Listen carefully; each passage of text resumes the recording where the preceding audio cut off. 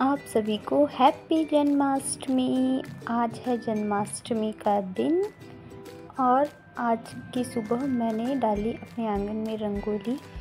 बहुत ही प्यारी सी थी और बहुत ही इजी वे पे डाली। जो रंगोली का टूल होता है उससे ही मैंने डाला और अपने साथ में मैं कोशिश करती हूँ कि अपने बच्चों को भी इन्वॉल्व करूँ ताकि उन्हें भी हमारी संस्कृति का ज्ञान हो, समझ हो कि हमें अपनी संस्कृति कैसे आगे बढ़ानी है।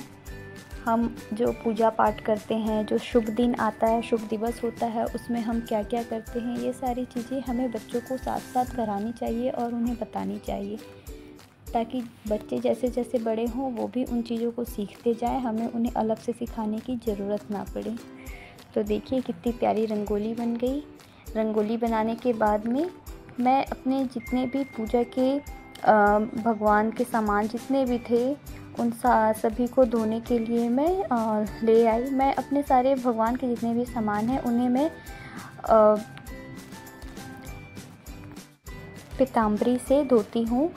आप अपने घर में भगवान के सामानों को किस चीज़ से धोते हैं मुझे कमेंट करके बताइए ताकि मुझे भी पता चले। मैं तो पीताम्बरी से धोती हूँ। काफ़ी लोग कहते हैं पीताम्बरी से नहीं धोना चाहिए, पर मुझे तो पीताम्बरी से धोना ही अच्छा लगता है क्योंकि उससे जो होते हैं भगवान के जो सामान होते हैं वो बहुत ही अच्छे शाइन करने लगते हैं, चमक जाते हैं। देखिए ये एक टुक मैंने धोया है और इसका दूसरा जो पेयर है उसे मैं बिना धोए दिखाऊंगी। देखिए कितना फ़र्क दिखता है।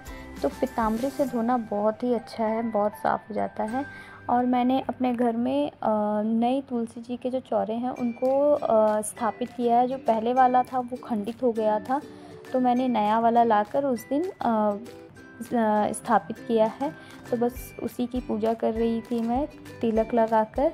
बहुत ही सुंदर इस बार मैंने तुलसी का चौरा लाया है, बहुत प्यारा है। इसमें छोटी सी तुलसी माता को मैंने इस पे लगाया है और शालिग्राम भगवान को भी साथ में रखा है।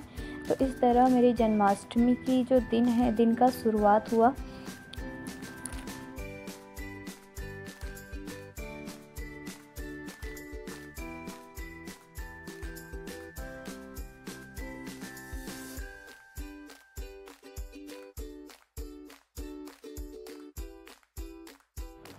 उसके बाद में जितने भी भगवान के सामान थे उन सबको मैंने अंदर ले आई और लाने के बाद में उनमें टीका लगाने लगी। इसी तरह मेरा तो इसी तरह होता है। भगवान जी को वहाँ धो लेती हूँ डिश वॉश एरिया में क्योंकि अंदर धोना पॉसिबल नहीं हो पाता है। बच्चे होते हैं तो फिर बदमाशियाँ करते हैं। तो सबको मैं वहीं ऐसे ला के उसके बाद में तिलक करने लगी और साथ ही साथ उसके जब वो काम हो गया तो मैं अपना लंच तैयार करने लगी। मेरा तो उपवास था लेकिन हस्बैंड, बच्चे और ससुर जी इन लोगों का नहीं था तो इन लोगों के लिए मुझे लंच प्रिपरेशन करना था। तो बस दाल चावल और सब्ज़ी बनाने की तैयारी कर रही थी। हाथों हाथ ये काम भी निकल जाएगा क्योंकि उपवास वाले दिन थकान सी होती रहती है और साथ में काम भी अधिक होता है। जिस दिन शुभ दिन होता है तो घर पे काम बढ़ जाता है। तो बस उनकी लंच की तैयारी कर रही थी मैं।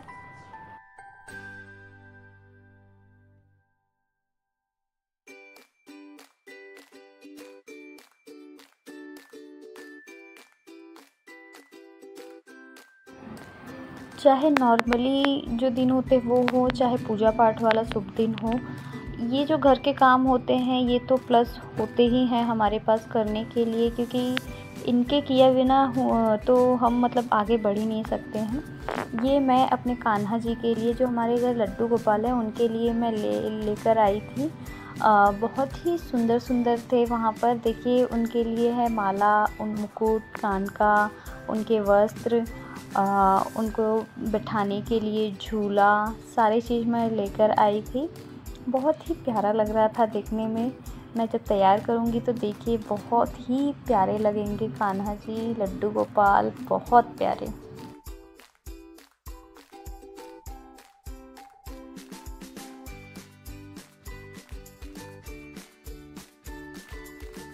जैसे मेरा लंच बन गया उसके बाद में मैं तोरन बनाने के लिए आ गई बाहर में। हमारे यहाँ आम के पत्तों का तोरन बनाया जाता है और दरवाजे के चौखट पर लगाया जाता है।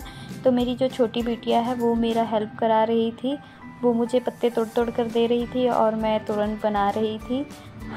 बच्चे होते हैं साथ में तो काफ़ी मदद करा देते हैं। देखिए कितना अच्छा तोरण बन गया है। ऐसे बंधनवार लगाना बहुत शुभ होता है। शुभ दिनों में हमें अपने घरों में बंधनवार लगाना ही चाहिए, जिससे एक बहुत ही अच्छा वातावरण बन जाता है, बहुत अच्छा लगता है घर में, बहुत ही पॉजिटिव फीलिंग आती है।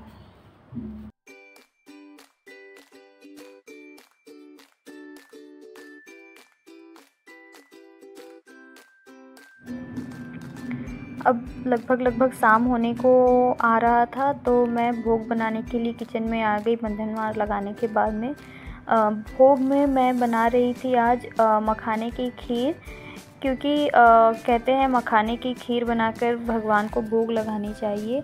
तो बस मैं उसी की तैयारी कर रही थी।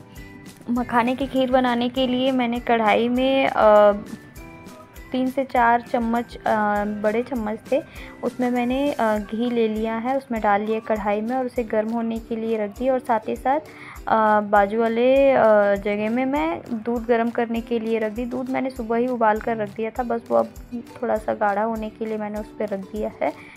मखाने को अच्छे से रोस्ट कर देंगे। रोस्ट करने से क्या होगा, उसमें क्रंचनेस आएगा, तब वो अच्छे से क्रश हो पाएगा। वरना बिना ऐसे रोस्ट किए हम उसे यूज़ करेंगे तो वो सौगी सौगी सा रहेगा, तो उतना मज़ा नहीं आएगा खीर बनाने में। तो उसे घी में अच्छे से रोस्ट करेंगे। और देखिए साथ ही साथ खीर के लिए जो दूध रखे हैं उसे भी मैं हिलाते जा रही हूँ, क्योंकि मैंने हाई फ्लेम में रखा था, मुझे थोड़ा जल्दी उसे बनाना था। और उसके बाद में मैं इलायची को कूट लूँगी, क्योंकि जब खीर में जब तक इलायची ना डालें तब तक उसका फ्लेवर निकल कर नहीं आता है अच्छा। तो बस इलायची को क्रश करके अच्छे से कूट के दूध में डाल दूँगी। साथ ही साथ में वो बॉयल होता रहेगा दूध और उसमें उसका फ्लेवर अच्छे से आएगा। तो मैं तो अपने घर में ऐसे ही खीर बनाती हूँ। आप लोग कैसे बनाते हैं मुझे कमेंट करके बताइए। मैं वैसे मखाने की खीर पहली बार बना रही हूँ, और नॉर्मली जो मैं चावल वाली या फिर सेवई वाली बनाती हूँ तो वो भी इसी मेथड से ही बनाती हूँ। तो आप लोग बताइए कैसे बनाते हैं आप लोग। और मखाने की खीर में मैं डालने के लिए ड्राई फ्रूट्स कट कर लूँगी। आज मेरे घर पे काजू नहीं था, तो मैं बादाम और किशमिश डाल के ही अपने खीर को बनाऊँगी। तो देखिए जो मखाना है उसे अच्छे से मैं क्रश कर दूँगी। क्रश करने से फिर उसमें खीर बनाने के लिए वो इजी हो जाएगा, बहुत अच्छे से उसमें वो चला जाएगा, दाना दाना नहीं लगेगा। तो बस क्रश करना है, और क्रश करने के बाद में फिर उसे दूध में डाल के अच्छे से उबालना है, थोड़ा दूध गाढ़ा होते तक। और उसमें शक्कर, मिल्क मेड और ड्राई फ्रूट्स ये सब हम ऐड कर देंगे और अच्छे से उसमें बॉईल आने देंगे। थोड़ा सा थिकनेस आएगा तो हमारा खीर रेडी हो जाएगा। ऐसे मैंने अपने जन्माष्टमी के लिए खीर बनाया।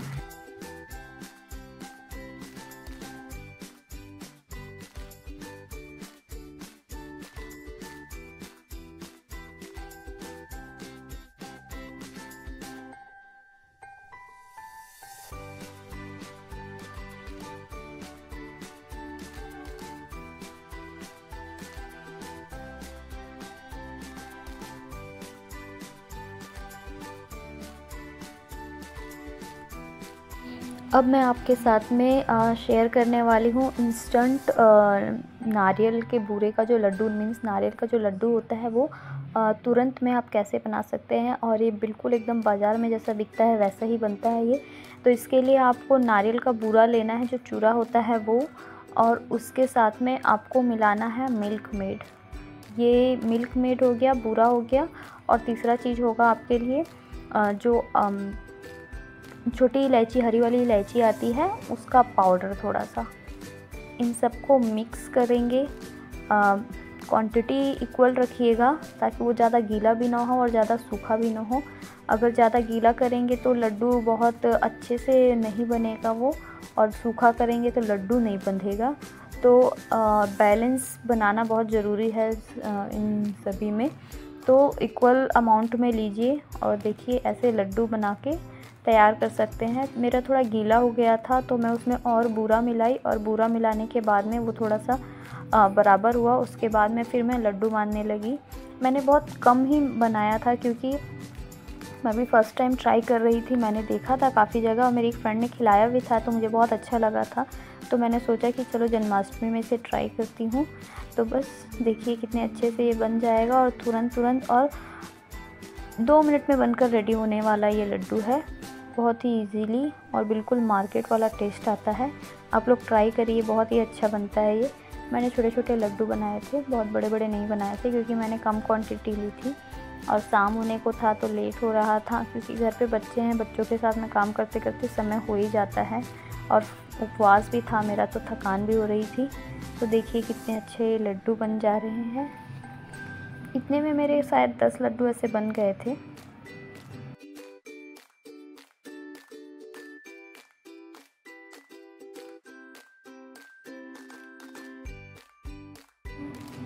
लड्डू बनाने के बाद में फिर मैं देखिए कितना प्यारा मैंने सजाया है कान्हा जी के लिए पूरा जगह। तो फिर हम पूजा की तैयारी करने के लिए आ गए। मैंने पूरा पहले से तैयार करके रख लिया था और अपने लड्डू गोपाल के लिए जो भी मैंने प्रसाद बनाया है उसमें तुलसी पत्र को मैंने रखा है, क्योंकि बिना तुलसी पत्र के प्रसाद जब हम भगवान को अर्पित करते हैं तो वो अधूरा है। तो देखिए मैंने दीप प्रज्वलित कर दिया, बहुत ही प्यारा लग रहा था। मैं साउथ इंडियन हूँ तो हमारे घर में ऐसे दीपक मिल ही जाएंगे। और मेरी बिटिया रानी को करना था भगवान जी का अभिषेक, वो बहुत ही एक्साइटेड थी, तो मैंने उसके हाथों से ही भगवान जी को अभिषेक करवाया। वो डालते जा रही थी और मैं अपने लड्डू गोपाल को नहला रही थी। बहुत ही अच्छा लग रहा था, बहुत ही मन को प्यारा लग रहा था। हम जो करते हैं ये पूजा पाठ, हमें देखते हैं हमारे बच्चे, तो वो हमसे सीखते हैं। इसीलिए हमें बहुत ही अच्छे से करना चाहिए। जो भी शुभ दिन होता है वो हमारे बच्चों को दिखा के समझा के हमें करना चाहिए, ताकि वो भी सीखे समझे और उस चीज़ को वो भी फॉलो करें।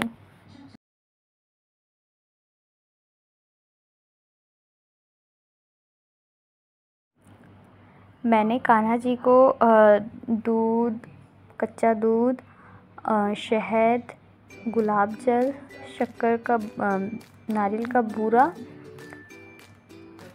और घी, इन 5 चीज़ों से अभिषेक करवाया था। मुझे इतना पता है, तो मुझे जितना समझ है, जितना पता है, मैंने उतना भगवान जी को किया है। अब कुछ गलती हो तो भगवान जी माफ़ कर देना। तो मुझे जितना जानकारी था मैंने अपनी ओर से उतना किया है। अब अभिषेक करने के बाद में एक साफ़ कपड़े से मैंने लड्डू गोपाल को अच्छे से पोंछ दिया और पोंछने के बाद में उनको बहुत ही सुंदर से उनके लिए जो वस्त्र लेकर आए थे उन वस्त्रों को हम पहनाएंगे। और पहनाने के बाद में वो इतने प्यारे लग रहे थे कि हमारी बिल्कुल नज़र नहीं हट रही थी भगवान जी के ऊपर से। देखिए कितने प्यारे लग रहे हैं। मैंने उनके लिए बांसुरी, उनके लिए माला, मुकुट, कान का, उनके वस्त्र, सारी चीज़ें लेकर आई थी। तो देखिए